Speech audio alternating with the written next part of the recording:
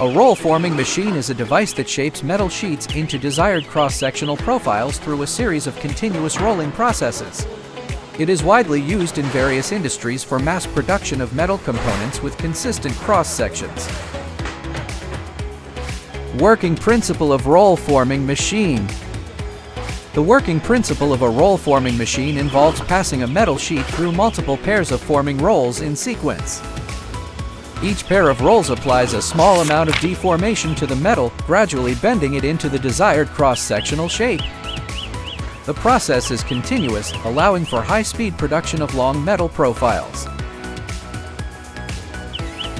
Roll-forming machines are commonly used in the following fields: automotive industry, construction industry, metal processing industry, appliance industry, appliances,